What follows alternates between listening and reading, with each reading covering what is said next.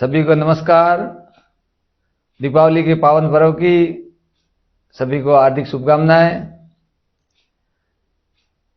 मैं कालूराम माली अपने परिवार के साथ आज हम स्नेह मिलन कार्यक्रम के साथ शिक्षा और संस्कारों के प्रति एक सामूहिक कार्यक्रम में आप सबके साथ शामिल हो रहे हैं। सज्जनों, जीवन में जितने भी पर्व और त्यौहार आते हैं उसमें अगर केवल औपचारिकताएं मनाई जाती है तो वो कोई काम की नहीं है।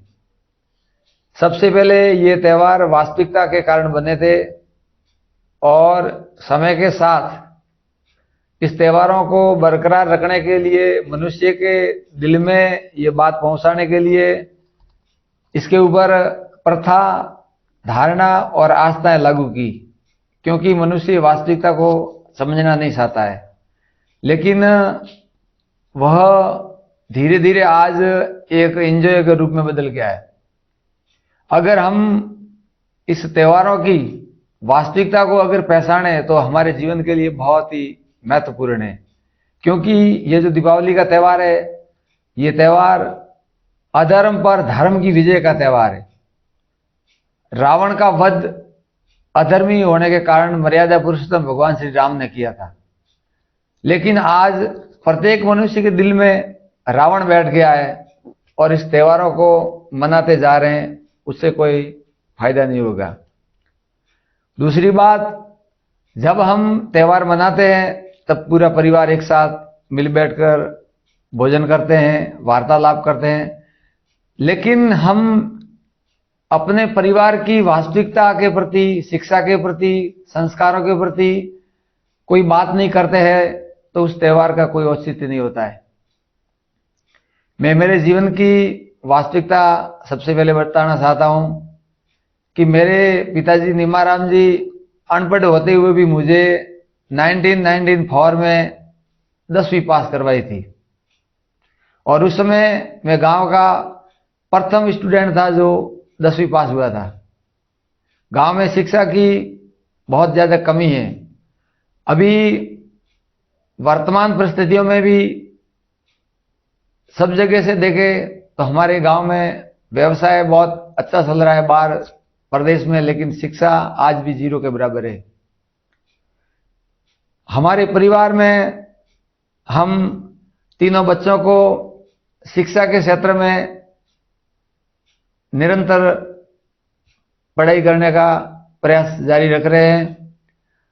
सबसे बड़ा बेटा अशोक कुमार, जिनका बीटेक फाइनल हो गया है और वो आगे गवर्नमेंट जॉब की तैयारी कर रहा है। मुकेश कुमार का एचएससी में 3 साल की डिग्री हो गई है। ट्रेनिंग के लिए वो रिफाइनरी में प्राइवेट जॉब भी कर रहा है और साथ में मास्टर डिग्री की भी तैयारी जारी है। और सबसे छोटा मनोज कुमार, उनका 12वीं के बाद कंप्यूटर साइंस का जॉब चल रहा है, वो कंप्यूटर साइंस की तैयारी कर रहा है। अब शिक्षा के क्षेत्र में भी बहुत बड़ी भीड़ लगी हुई है, तो ये भी एक सोचने का विषय है कि जहां पर हमें मार्केटिंग हो वो ही विद्या अध्ययन करनी चाहिए, क्योंकि आजकल भारत में शिक्षा की इतनी ज्यादा आवश्यकता है, लेकिन लोग केवल 1.5 साल शिक्षा ग्रहण कर रहे हैं। हजारों नहीं लाखों लोग बीए बीएड करके बैठे हैं, लेकिन उनको नौकरी नहीं मिल रही है।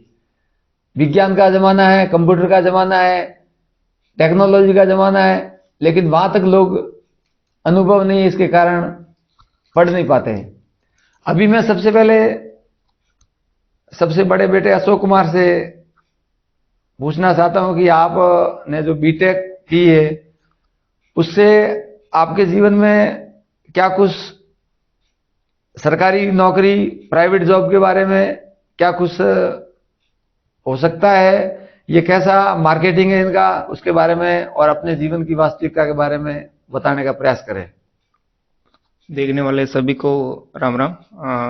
मेरा नाम अशोक कुमार है और मैंने 2018 में और दे 2016 के अंदर मैंने 12th पास की गुड़ामलानी से, और ज़्यादा जागरूकता थी नहीं इस बारे में कि आगे किस तरफ किस फील्ड में जाना है मेरे को। तो मैंने अपने यहाँ के जो कि कंपनी और ये सब कैन इंडिया और ये सब चल रहा है, इसकी वजह से मैंने सोचा कि कुछ टेक्निकल फील्ड में जाऊं और जो मेरे को जॉब दिला सके। इसलिए मैंने फिर बीटेक का सोचा। बीटेक में मैंने फिर 4 साल Maniklal Verma textile and engineering college Bhilwara में मैंने बीटेक करी 4 साल। और फिर उसके बाद मैंने प्राइवेट का थोड़ा साइड में कर रखे हुए, मतलब ऐसा सोचा कि पहले गवर्नमेंट के लिए मेरे को तैयारी रखनी चाहिए, ताकि इसमें बेटर मेरे को आगे पढ़ाई के लिए आगे फ्यूचर, मतलब ऐसे नहीं कि प्राइवेट में एक बार घुस जाने के बाद आप कुछ आगे पढ़ ना पाए। इसलिए मैंने जॉब को ड्रॉप करते हुए अपनी पढ़ाई जारी रखी और अभी मैं सेंट्रल गवर्नमेंट की जो वैकेंसीज आती है एसएससी की, उसके अंदर जेई और ए लेवल की जो जॉब्स होती है उसके लिए प्रिपरेशन कर रहा हूँ।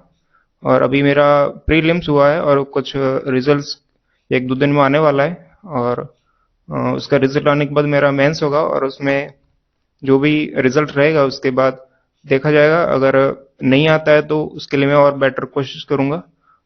और मुझे लगता है कि हर किसी को अपने टाइम देना चाहिए अपने फील्ड के लिए।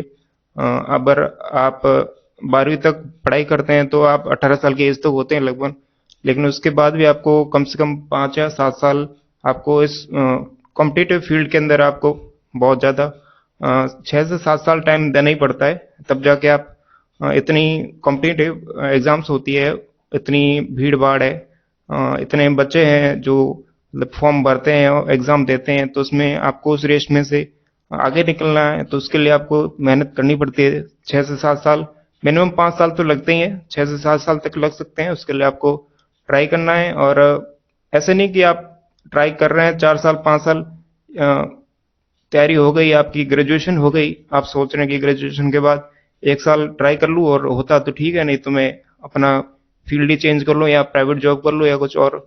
जो पढ़ाई करी है आपने, जैसे मैंने बीटेक करी, तो कुछ लोग मेरे को देखने को मिलते हैं कि बीटेक करने के बाद बैंकिंग में चले जाते हैं या फिर कोई और फील्ड चुन लेते हैं, जैसे ये जितने भी यूपीएससी या कुछ भी, मतलब तो अपनी फील्ड का जो 4 साल आपने पढ़ा उसका कुछ इंपॉर्टेंस नहीं रहा, आपने जो पढ़ा उसका आपने कुछ यूज नहीं लिया।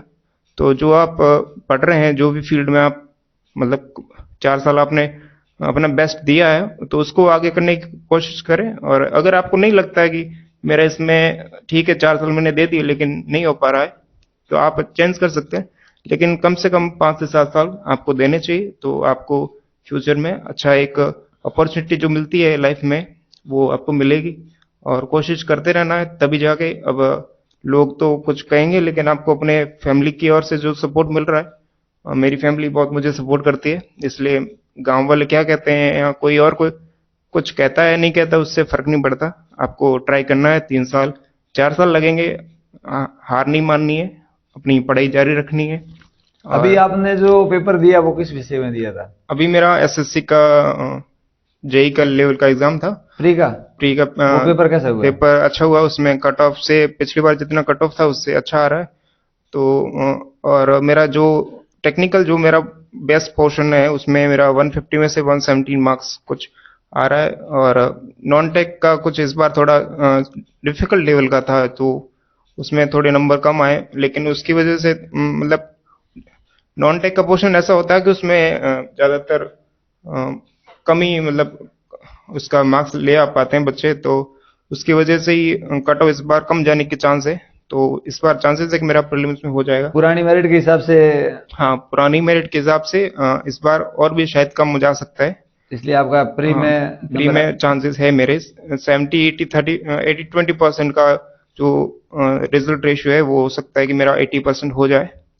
तो उसके बाद में उसके बाद अभी एसएससी का गवर्नमेंट का क्या रहता है कि ज्यादा टाइम देते नहीं वो लोग, तो अभी 4 दिसंबर को ही अभी रिजल्ट आया ही नहीं है, और 4 दिसंबर को ही अभी 20 दिन बाद एग्जाम है, तो अभी शायद 15 दिन या 10 दिन से ज्यादा मिलेंगे नहीं, तो उसके लिए भी तैयारी करनी है मेरे को। अब जैसे मैन का पेपर पास होने के बाद में फिर गवर्नमेंट की तरफ से अगर नंबर आता है फिर डॉक्यूमेंट्स जांच होते हैं यार? और इसमें दो ही रहते हैं, दो ही मतलब लेवल में एग्जाम रहता है। एक प्रीलिम्स हो गया, प्रीलिम्स के बाद आप मेंस के लिए तैयारी करेंगे। आपका अगर प्रीलिम्स में रिजल्ट के बाद लिस्ट में नाम आ गया तो आप मेंस का दीजिए, ज्यादा टाइम मिलता नहीं, लेकिन ज़्यादा सिलेबस का फ़र्क रहता नहीं, तो आप निकाल सकते हैं। तो मेंस दीजिए, मेंस के बाद आपका अगर नाम आता है जितनी वैकेंसी है उसके हिसाब से, तो आपको सीधा उसके बाद डॉक्यूमेंट वेरिफिकेशन के लिए बुलाया जाएगा, और डॉक्यूमेंट वेरिफिकेशन के बाद आपको जो भी पोस्ट है वो प्रेफरेंस बननी रहती है कि आपको कौन सी फील्ड में मेरिट के आधार पे आपको जॉब करनी है, तो आप वो भरिए और पोस्टिंग मिल जाती है।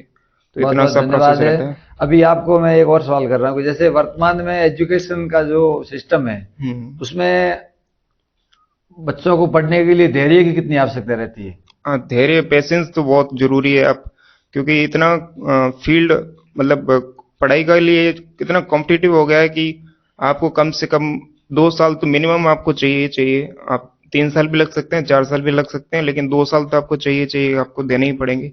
और ट्वेल्थ के बाद ग्रेजुएशन में 4 साल, 3 साल तो लगेंगे, और 2 साल, ये 6 साल तो आपको ट्वेल्थ के मतलब बाद आपको देनी ही मेहनत देने। के साथ धैर्य जरूरी है। पेशेंस बहुत जरूरी है, क्योंकि अब आप 1 साल तैयारी करेंगे और उसको छोड़ देंगे उस फील्ड को, तो फिर आप जो आपकी 1 साल की तैयारी है वो व्यर्थ जाएगी। इसलिए अच्छा है कि 1 साल और दीजिए, आपका बेस्ट अपना जो भी कर सकते हैं वो करिए, तो क्या पता आप सक्सेस हो जाए, तो उसका आपको रिजल्ट मिलेगा अच्छा। बहुत बहुत धन्यवाद।